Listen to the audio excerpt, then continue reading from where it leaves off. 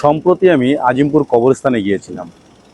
সেখানে গিয়ে বিভিন্ন কবরের উপরের নেম প্লেটগুলোতে দেখলাম কেউ সাবেক এমপি, তো কেউ মন্ত্রী, কিছু বুদ্ধিজীবী, কিছু সাধারণ মানুষ, কিছু বুজুর্গ মানুষ, সবাই কবরে শুয়ে আছে। কেউ এখন আর জীবিত নেই। অনেক ক্ষমতাধর লোকও আছে যারা এখন কবরের মাটিতে শহীদ। কিছু কিছু কবরের উপরে লেখা দেখলাম, হে পথিক, একটু দাঁড়াও, আমাদের জন্য আল্লাহ তাআলার নিকট একটু দোয়া করে যাও।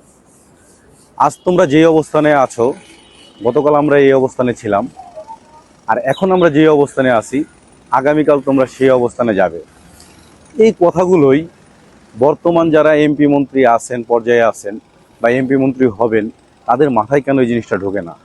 তাদের কবরস্থানের নেম প্লেটের উপরে কেন এই কথাটা লেখা থাকবে, একটু দাঁড়াও, আমাদের জন্য দোয়া করে যাও? আপনারা ওরকম ভালো কাজ করেন, আপনাদেরকে মানুষ ভোট দিয়ে সম্মান দিয়ে একটা সম্মানের জায়গায় পৌঁছায় দিছে যে আপনারা দেশের জন্য কিছু করবেন। যারা এমপি আছেন, মন্ত্রী আছেন, নিজ নিজ এলাকার উন্নয়ন করবেন, তারা সেই উন্নয়নগুলো না করে কি করছেন?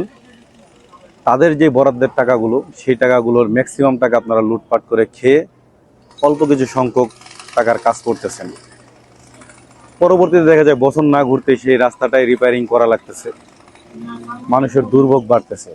মানুষ সেখানে আপনার জন্য তো দোয়া করবে না ভাই, তখন আপনাকে বকাই দিবে। আর এই দোয়াটাই যদি চান, তাহলে অবশ্যই মানুষের জন্য কিছু করার চেষ্টা করুন।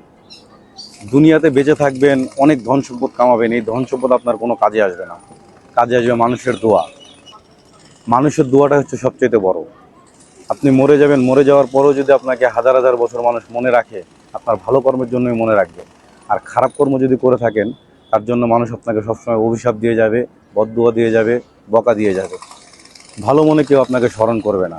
তাই এমন কিছু কাজ করে যান যাতে আপনাদেরকে মানুষ আপনার ভালো কাজের জন্য সবসময় স্মরণ করে, শ্রদ্ধার সাথে আপনাকে দেখে এবং আপনার জন্য দোয়া করে। ধন্যবাদ সবাইকে।